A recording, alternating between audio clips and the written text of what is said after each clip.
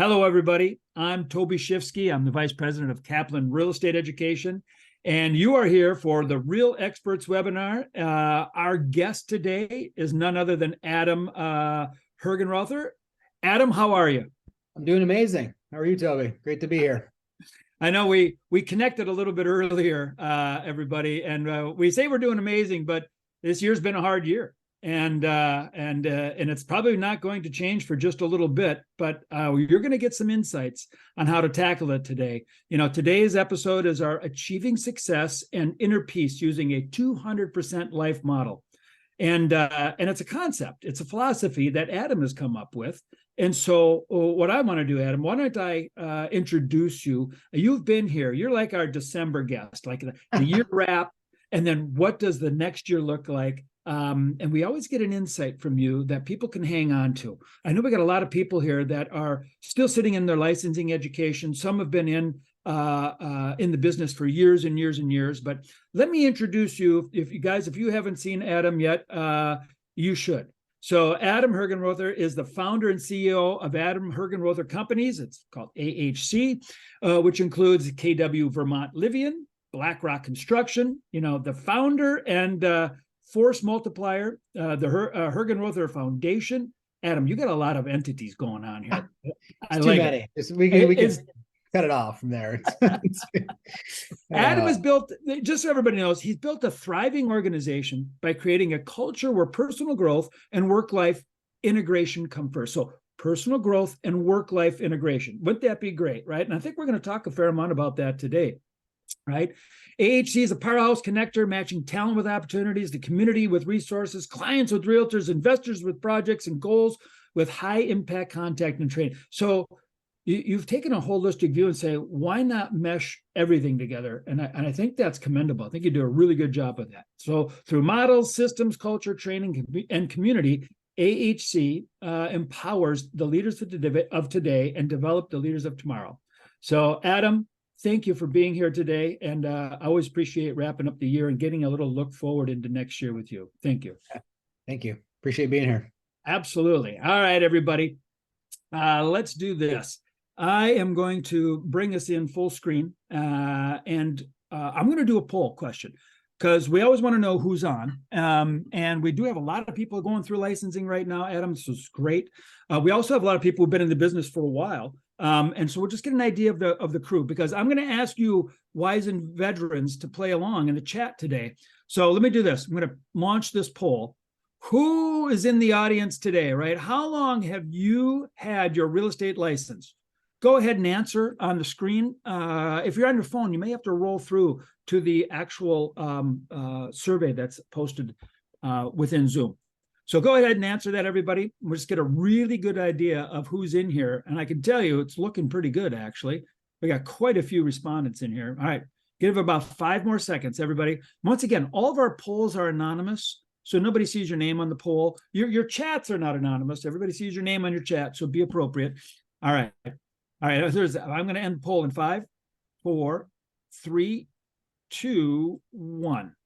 All right, I'm going to share the results. Always share the results. Look at that. 55% are currently taking classes at Kaplan. Good for you guys. You're here. And I think what you might find by the end of this webinar is you might be getting in at just the right time.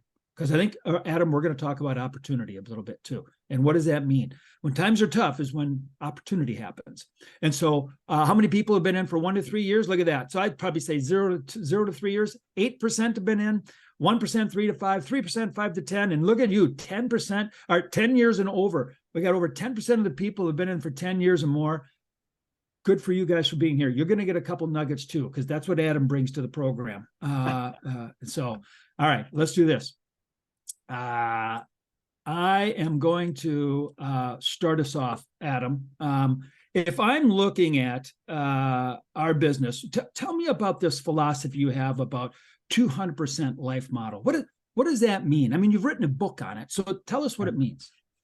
Well, for me, and I'll keep it short, it's a matter of time. For me, I achieved a lot of business success early on in my life, and I had this goal that basically was like, once I hit $500,000 in net income, somehow like there was going to be a fruit tree sitting in my backyard, filling me up with like energy and fullness and goodness every single morning.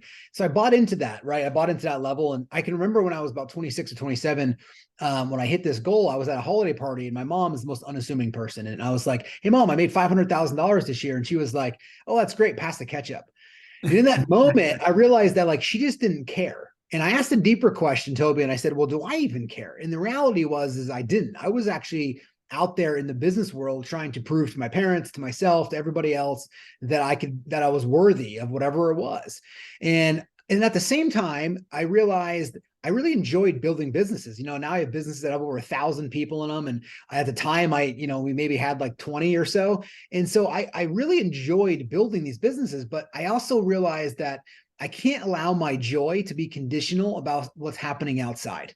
And so the way I came up with this model, which is 100% inner world, which is why when you can ask the question, how are you doing? And you can say amazing, it doesn't mean that life's not happening. It doesn't mean there's not realities. It doesn't mean there's not challenges. It just means there's 100% inner and there's 100% outer.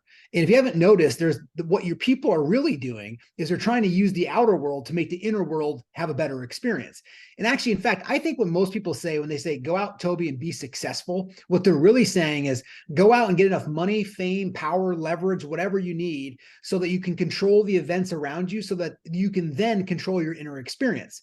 Well, it's not wrong. It just doesn't work. So for me, I went out there and said, I already did that. I played this game. So now what I'm going to do is I'm going to go ahead and get my inner state okay so that I can enjoy or accept or appreciate whatever is happening in my life and then deal with it. Remember, if you want to be a leader as a professional real estate agent, a leader in your family, a leader in your community, it's about the leader's decisions is their work product, right? That's what leaders do. And so if you want to make better decisions, you have to have more clarity.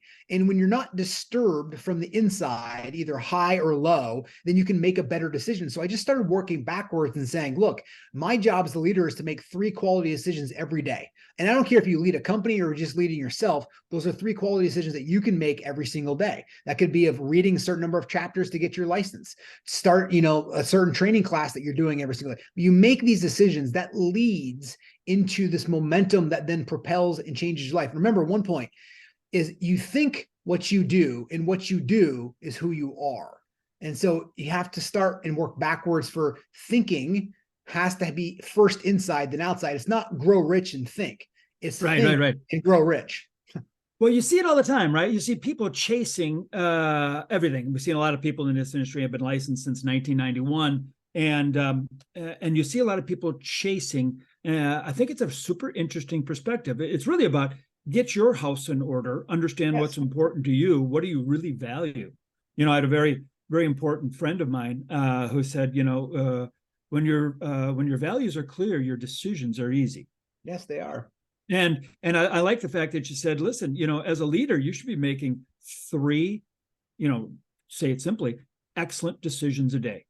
Exactly. They're not all perfect, right? I mean, you can fix a bad decision too. That can be an excellent decision, is to fix a bad one. Excellent. So what are some strategies you employ? I mean, what kind of techniques do you use to develop this kind of inner world first, which is just a crazy concept? I'd love to see some chat in the chats. If you guys have questions about this and what you're thinking about, love to see that come into the chat. But Adam, tell us, what are some strategies, some techniques for developing your inner view, basically? Yeah, I'm a big fan of being proactive. So you don't how many people have gotten an email or a phone call in the last 24 hours, so they saw the email or phone call coming in and they instantly got disturbed, right? Like before you even read the email, you see it come in and you're like, gosh, right? Like it's right what it is, right? So the first thing that you do is I start off my day, I meditate for 20 minutes, then I journal, and then I exercise for an hour to 2 hours. And so the first 3.5 hours are dedicated to self-leadership, personal development, spiritual development. I don't care what words you use, right? It's just I'm working on myself. That way, when I show up in the world and all these things are about to happen, I then able to handle them with clarity. To me, spirituality or personal growth is truly about being able to handle reality. Look, if you're a doctor and you can't handle the sight of blood, you're no good to the situation. If you're a parent and you can't handle your kids screaming in the grocery store, you're no good at the situation. And if you're a leader, or if you're a professional real estate agent and you can't handle the dynamics of another agent or a loan officer or a title or escrow, or the fact that the buyer is losing control, you can't handle that, then you're no good to the situation either. So that's why you always have to be preventative in your action steps. One of the takeaways you can take right now away from anything is this one, which is, if you don't want to start your morning like I do, which took years to kind of develop, you can do this. Before you get in your car or out of your car or into your office, wherever you're working from, the number one thing you can do is you can remind yourself, which I did for a long time, I'm not here to get anything from anybody. I'm here to contribute.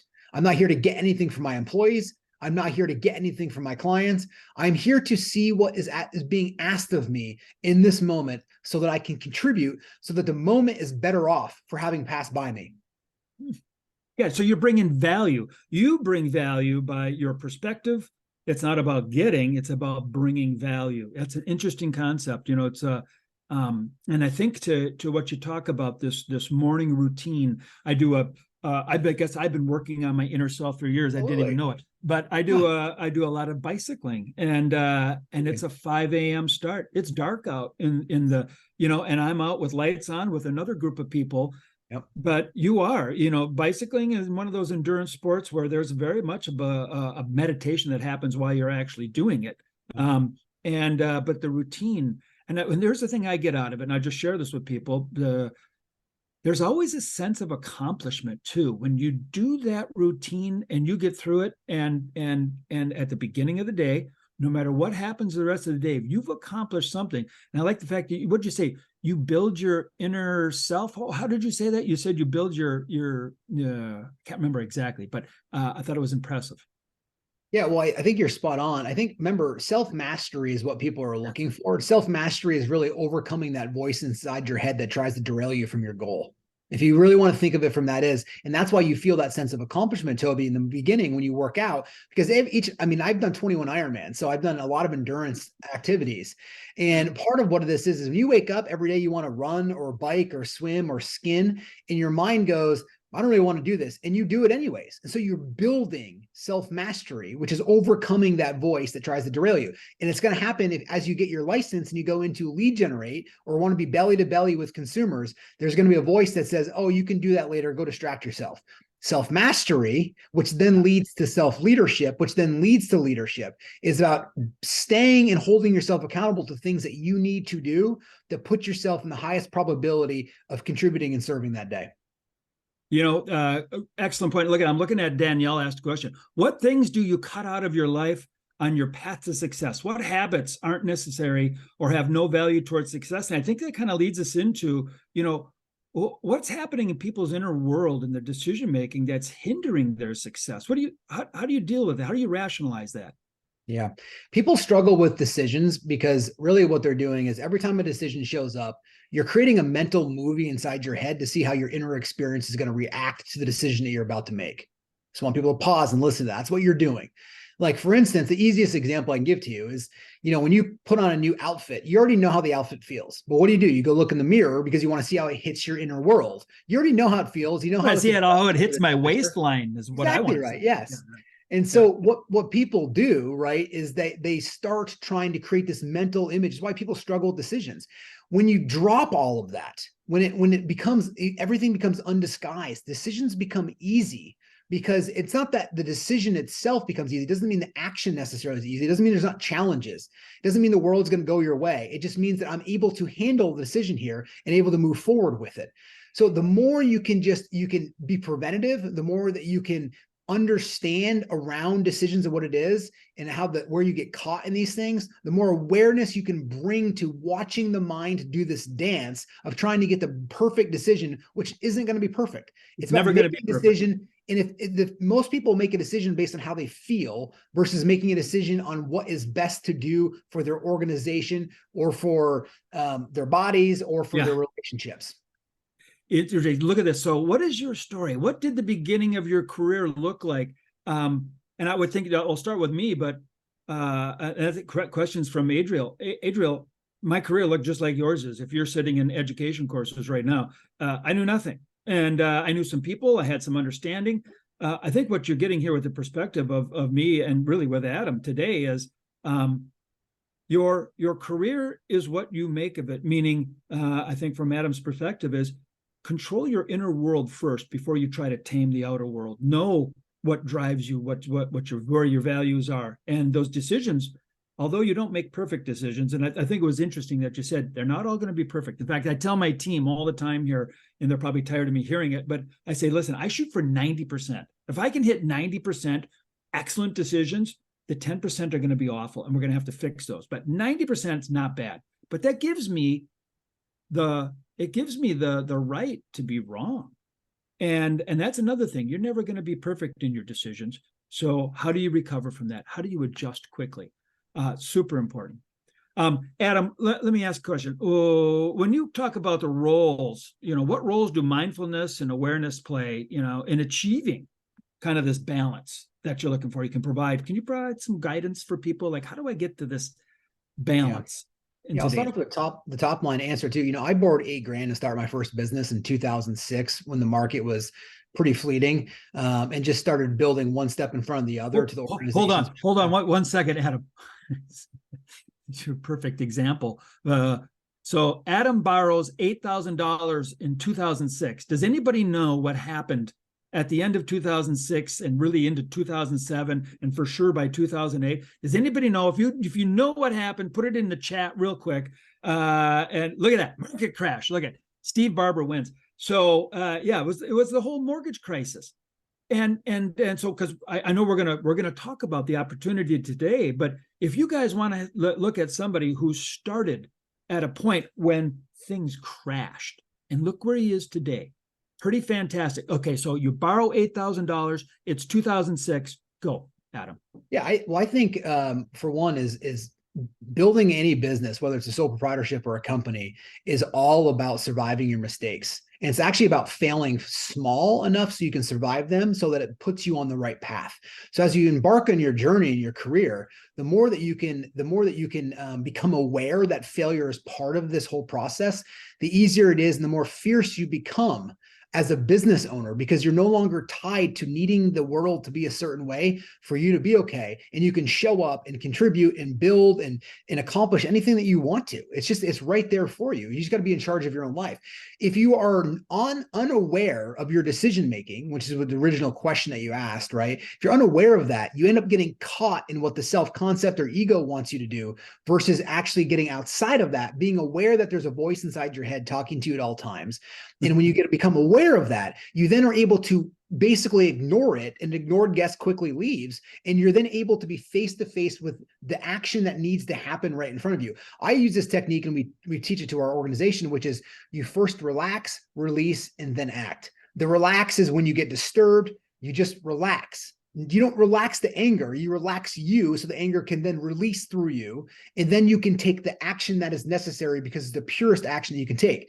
Example in that email, if you get an email that you get pissed off about, everyone's written out that email. Then the next morning, when you've now released it or suppressed it at minimum, it's not bothering you anymore. You reread your email and you go, dude, what was I thinking? Why would I write that? Or why did I say that to my kids? Or why did I say that to my partner? How come I treated that client that way? And now you're clear. So think about if you can act from that level at all times, how much further you'll be in terms of your business career.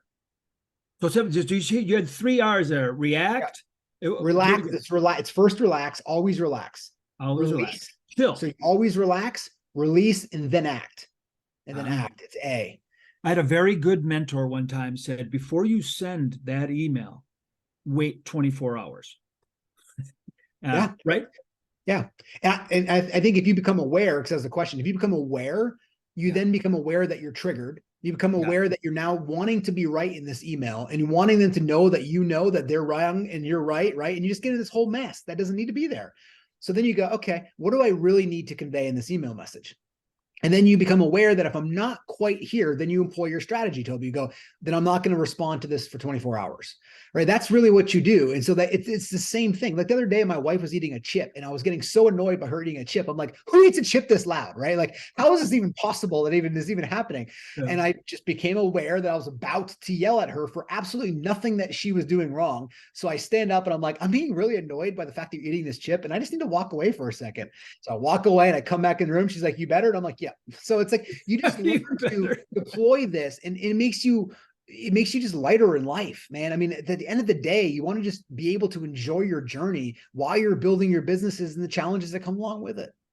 So let's talk about this. We're going to transition into kind of a look at what we've just come out of, right?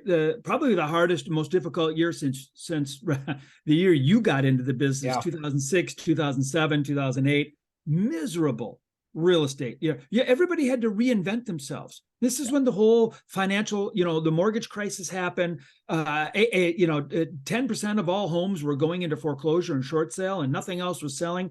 And people had to change their business quickly. And those that did, those that jumped in and were doing short sales, foreclosures, REOs, they killed it, right? And so today we're in a market that is probably the most difficult market that it has been. Now, interest rates hit over 8%, like at the end of October, first part of November. Number of listings is low, historically low, back to to the financial meltdown, 2009, 10, 11. And so, but we're seeing a little change right now. We're seeing the interest rates come down. We're seeing the amount of listings coming up across the country. Home values haven't crashed through the bottom. So people and Adam, you love your perspective on this. I think there's a lot of people who are actually going to be leaving the industry right now. There's going to be this scrape off. Happens every time there's a big downturn. I mean, what do you think is going to happen in this marketplace, and what do you think the opportunity is for people? Yeah, the meeting right before this one, Gary Keller is my business partner. So we were on just a strategy call. And, and one of the things that we were chatting about is we've never saw the market hit as hard and as fast as it did. I mean, just like boom, boom, it's just there. And people are, 3.7 million annual homes, lowest it's ever been recorded. But what that also means is if you can continue to put an inch together, a week together, a month together, then all of a sudden, I believe come late February, early March, things will start to break. It's already happening. But it'll really start to break, right? I think December, January, and February will be tough. I also believe that if you came in the market that was call it the COVID market, 2020, basically to 2022 or something, if you will, and you don't change your actions, you will leave the industry because you will not be successful. It's not a bad person. You're not going to do it. If you're just getting your license now, which I think is the best time to ever get your license, because if you can make it in this market, like again, in 2006, I doubled my business the first 10 years of my life. Every single year. And understand that right now we'll close over $2.5 billion in our sales team this year, just as an example. So we started out small and they doubled through the hardest months and hardest time that we were there. And then we got so big that it was hard to continue to double. But the thing is if you just stay focused on narrowing your focus to what matters the most, and removing everything else out. It's not about, who sees you on social media or what your card looks like or how dedicated this postcard or the certain words. It's about taking action. Leadership is not an abstract comment.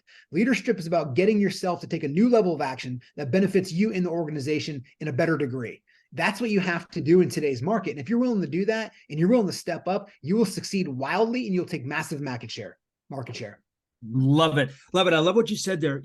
Narrow your focus. We got a lot of people that have been on here in the business for over 10 years, right? You've seen the run up during COVID. You saw the craziness. You saw people that stayed in the business a long time or more than what they probably would have done, and they would have retired, but it was easy. You stick a stake in the ground, they were selling homes. Well, now you got to go to work. You got to find the business. And I love that you said, narrow your focus. What advice do you give people that are looking at this saying, gosh, I'm putting my TikToks out and I'm doing my social media and I'm thinking about, my posting here, but they don't have any appointments this week. Yeah. What do you say for those people? It's too many people are trying to do too many things. And so therefore they end up doing about 10% of all of them. Somebody asked the question earlier in the chat, and this answers your question, Toby. They said, how do you balance work and life? And for me, it's not work-life balance, it's work-life presence. So whatever I'm doing, I'm present in what I'm doing. So if I'm in business, I'm focused purely on business and I'm engaged, and I'm not thinking about being with my family, or I'm not thinking about surfing or skiing. I am focused on this. When I'm with my family, I'm not thinking about business. Your business has no right to dumb up your life, your inner experience, or your world, right? And neither does your personal life to your business. So you stay really engaged with this.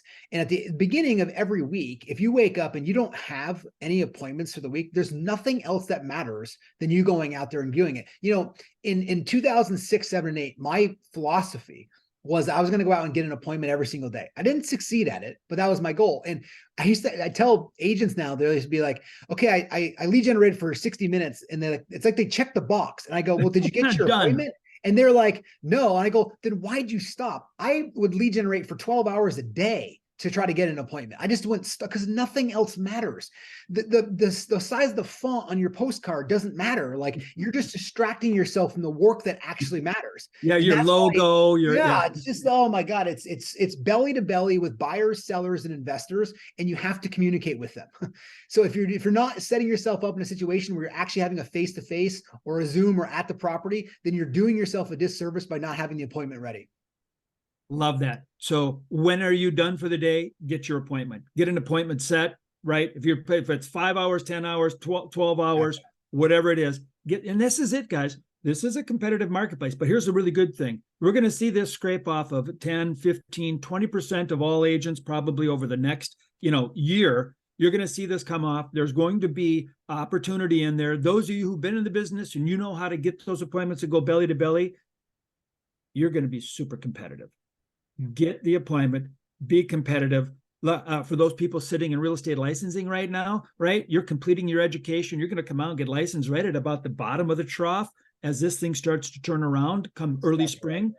So, I wonder how many people are on this webinar today that are going to be, the guest like you are, Adam, looking back at this time and saying, I saw this guy, Adam. And the guy from Kaplan, what was his name? And God darn it, we did it. We focused on our inner.